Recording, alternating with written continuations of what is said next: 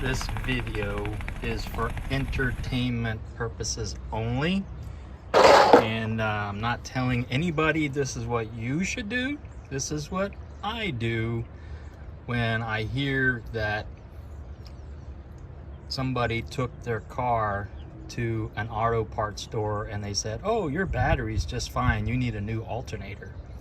Well, my wife's friend, her vehicle was not starting and she needed to get it jumped several times, and so she took it to the auto parts store and they ran their battery tester and they said, oh, your battery's just fine, you need a new alternator. And so that's happened to 2 other people I know, and what became obvious after I got involved was that the battery was out of water. They told her the battery was just fine. Well, this is one of those maintenance-free batteries where you can't tell where the battery cell caps are because they covered them up with these labels. So you'll have to go buy a battery instead of replacing the water in your battery because it ran out of water. So what I got was some distilled water. Now, in an emergency, if you're out in the middle of nowhere, and you can just use, tap water if you have tap water or bottled water. But yeah, this thing is dry. So let me put the multimeter on it and show you what the voltage is before I put the water in all the cells, and then I'll show you what the alternator is actually charging, because it's going to be above 12 volts when you start the engine. All right, hold on. All right, just to show you, even with the battery water low, it's 12.38.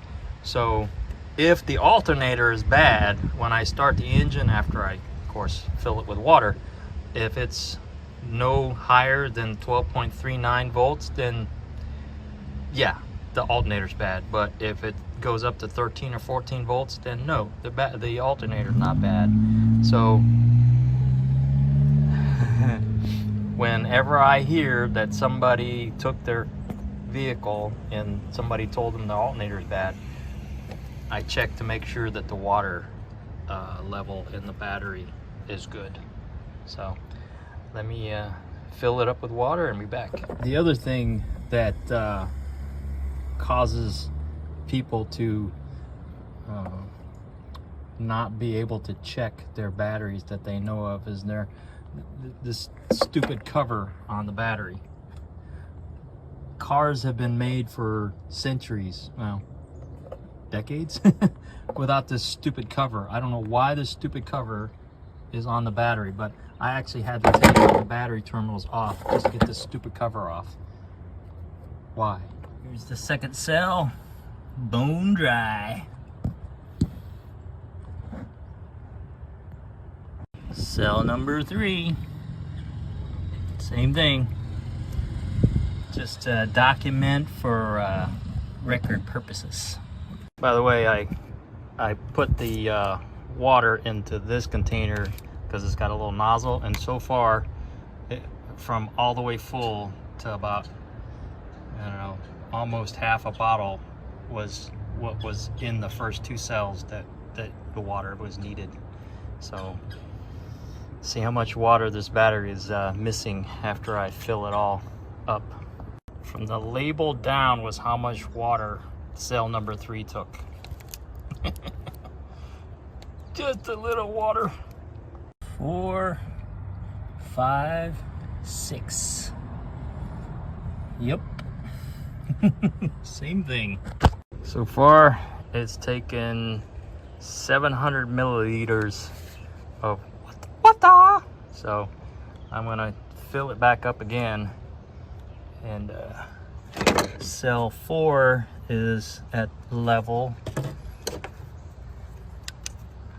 5 probably needs a little more, and 6 definitely needs a little more, so add more water. Okay, that's how much more water after this whole full bottle was drained into the battery, and plus that much, and we're down to 12.37 volts. I'm just going to tighten the battery terminals and start the vehicle, and 0.36, and see if it starts. If not, I got a jumper. We'll jump it and we'll see if the voltage goes up. Oops.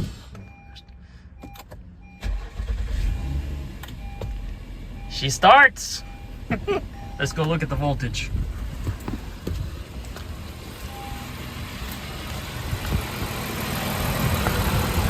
Well, look at there, 14.21. That's a bad alternator, I tell you.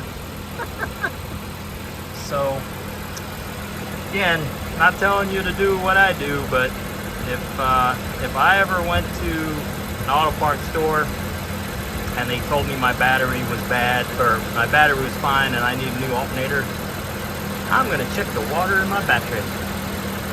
Hope that helps somebody, or not. Later.